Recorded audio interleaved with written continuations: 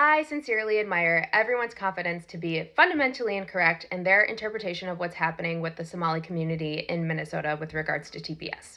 But I do think it's important that we first define what TPS is. So TPS stands for Temporary Protected Status. It is a designation for individuals from countries deemed unsafe to return due to conflicts or natural disasters. It allows foreign nationals already in the United States to remain and work legally for a temporary period of time. Now, that word temporary doesn't actually have a finite ending, and that is because the grounds for such a termination does typically mean that it needs to meet the threshold of country conditions for said country to have improved enough for a safe, voluntary, and dignified return under international law. We cannot legally force people back to a country where they will face the threat of persecution.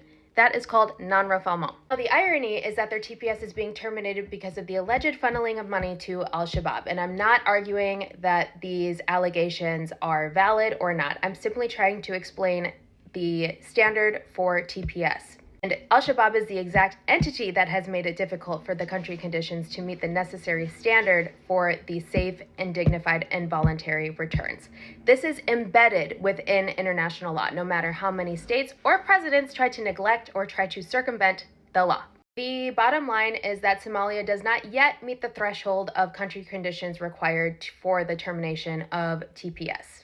Lastly, let's not insult our own intelligence by assuming that they will only go after the Somalis with TPS who only make up about 700 of the entire Somali population in Minnesota, the same way that they only target purely criminals under Trump's current immigration agenda. So Minnesota is the U.S. state with the largest Somali population outside of Somalia itself, hosting nearly 80,000 Somali people. So I think it's important to underscore that localized crime is not synonymous to an entire population. And once again, nor am I arguing the validity of these allegations. All I'm saying is that for the people who argue for the validity of this termination is just generalizing an entire group of people that is based in an argument not grounded in logic or fact. You're just simply rationalizing your own prejudice. Anyways, did you guys hear about that woman in Thailand who was about to be cremated in her coffin and then she woke up? That shit is wild.